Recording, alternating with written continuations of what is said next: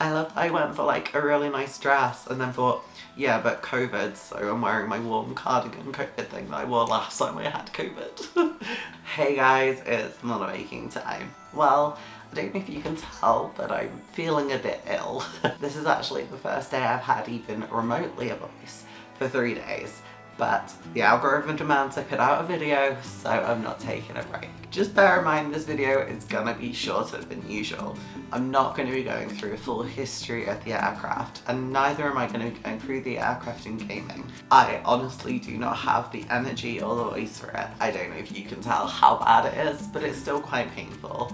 But I wanted to get this out. So today we're looking at me building the Heinkel He-112, which in some crazy alternative time frame would be in the skies in place of the Bf-109 in Luftwaffe service. However, this aircraft would never reach the scale of which the Bf-109 did. Instead, only over 100 production examples were produced and serving with the air forces of Hungary, Romania, Spain, and sort of the Luftwaffe. Oh, and Japan had like 10 examples. I'm building the Spanish variant, which served in Morocco and shot down a P-38 of the United States Air Force, being the only Spanish aerial kill of World War II. It was already a really cool aircraft to make, and I just thought making this unique part of World War II history would, just add to its little appeal. For those of you who either have or haven't seen it, this model was one of the many I built as part of my testing every brand of model paint video. This was Vallejo's example, so I'll be using Vallejo paints for the construction and painting of this kit. Also, it's a brand I've not used a lot before, so just be aware of that. It's not, my go-to paint, so my usage is going to vary compared to people who use this regularly. In terms of this kit, the tooling originally came out in 2003, and it's seen released by RS models under almost every single paint scheme. Under Luftwaffe, Hungarian, which I think looks really cool, Romania, which I don't think it has like a Romanian box art for, but was in some of the boxings, Spanish, both in terms of Civil War and post-Civil War markings, and also most recently in 2022 there is a Japanese variant. The one I'm building, the Spanish Moroccan one, seemed to have surfaced around 2005 and was re-released most recently in 2021, which is the boxing I've got. I don't know if you can manage anymore listening to this voice without seeing the model. I'm definitely running out of voice a little bit, so forgive me. Let's head over to the model construction and unboxing. Unfortunately, I'm still going to sound croaky, but at least it'll be a bit easier. Boom, so this is the Heinkel He-112B of the Spanish Air Force by RS Models. And it's a really cool kit. On the back you can see all the markings, 2 Spanish, 1 Moroccan, and 1 is Civil War, and that's shown on the side of the box as well. But one thing I do think about the boxes is they are quite big for what you actually get. I wish model kits would come in smaller boxes so that we can save on some materials, because this is not the most environmentally friendly hobby, I guess. The actual model kit itself though comes on a few different sprues, and the detailing looks pretty good. I would say the panel lines are recessed, but they're not too recessed, they're not massive trenches.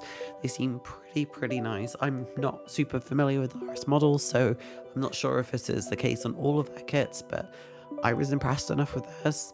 It's not got the guiding or alignment of pins of other models, so it is something to be careful of, and you will need to do a lot more cleanup than else.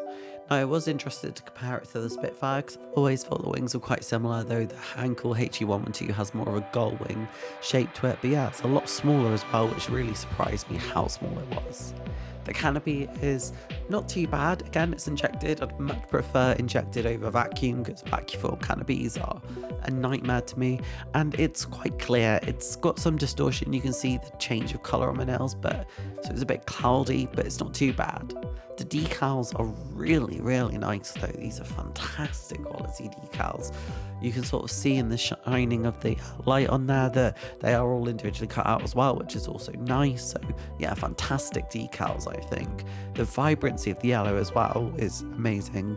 Yellow is one of the colours it's always difficult to do. Instruction wise, probably not the best, could probably be put down into a few more parts to make it easier for more novice modelers. I didn't find it super confusing though, the exploded nature of them was enough for me. So you can see all the parts together here, quite a simple kit. It's again more expensive than you probably expect for the size of it, but it's not too bad. To start with, you're just cutting out all the parts for the cockpit, and unfortunately I didn't get a lot of this on the screen too well, so you're gonna see jumping between bits. I don't know why I filmed this one so badly, but I do apologise for that. The cockpit does go together quite easily though.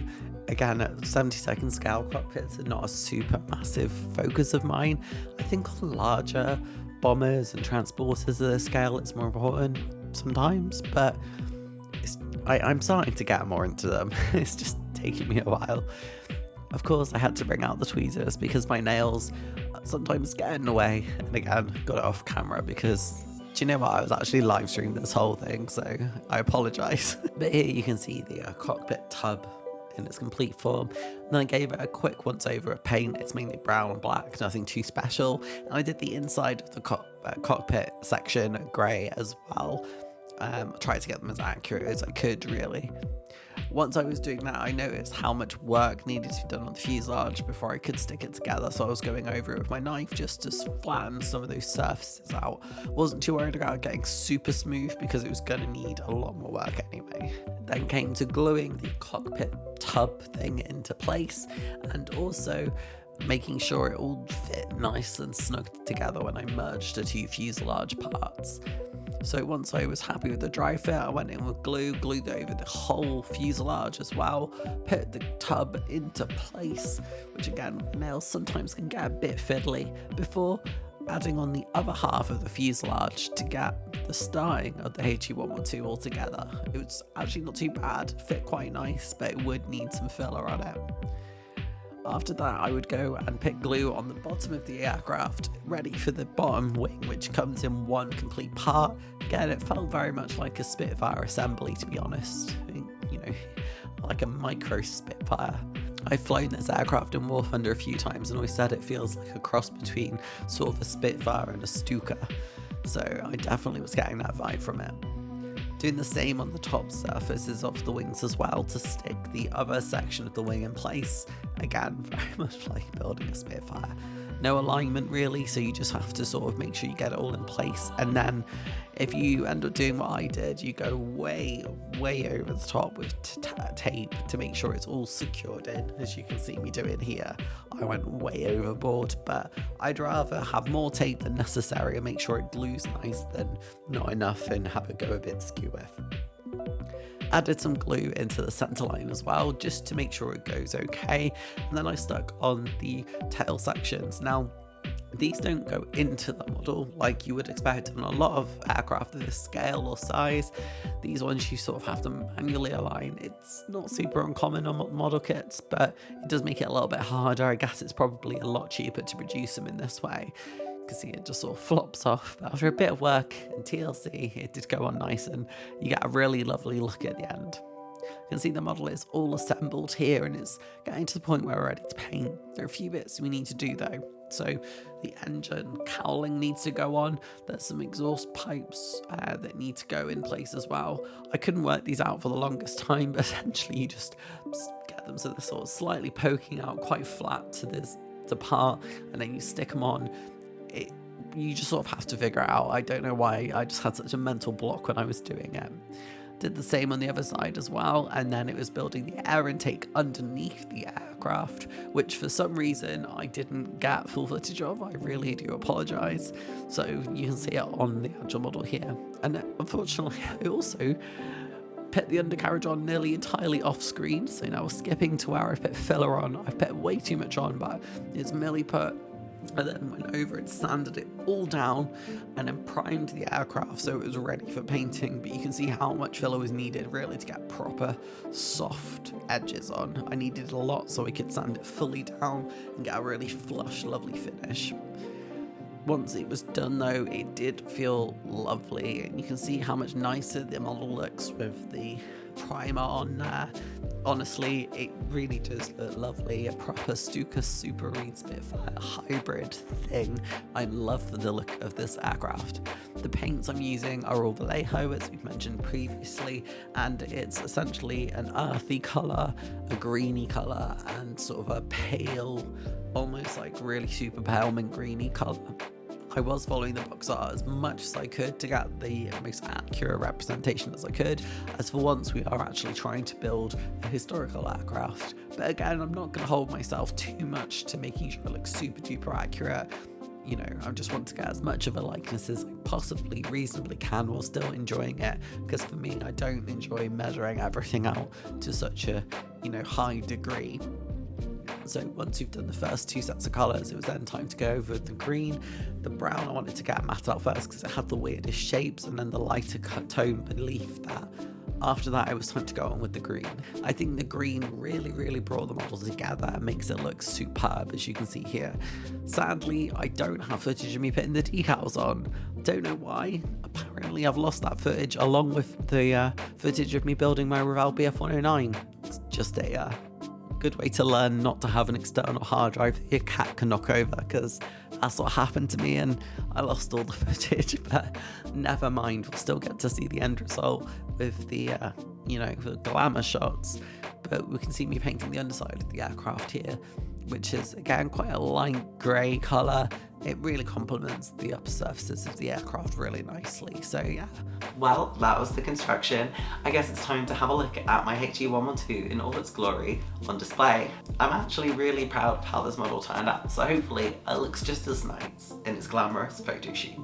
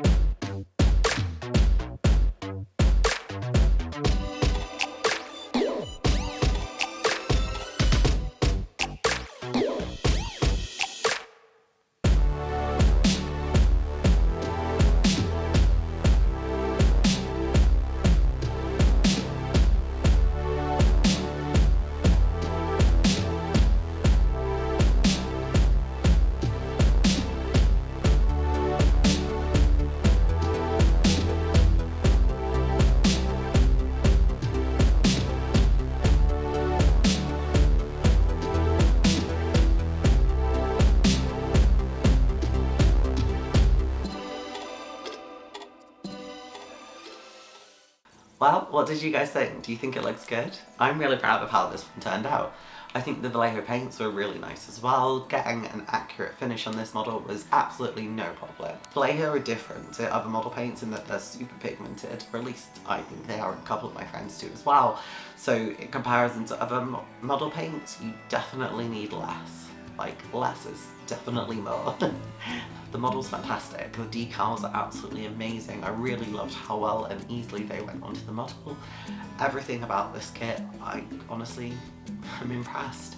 I've never built an RS model before. I heard that there could be a few more gaps I'd have to fill in compared to other kits, and I didn't really find this too bad. Everything seemed to fit together really well. Gluing things together, I didn't think anything, was massively out, although I'm not a stickler for historical accuracy, so for a rivet counter this may be a different story. But for someone like me, this kit was just nice, it was fun. Particularly for those who like doing minor nation aircraft like Romania, Hungary, and I guess Spain as well in the World War II period.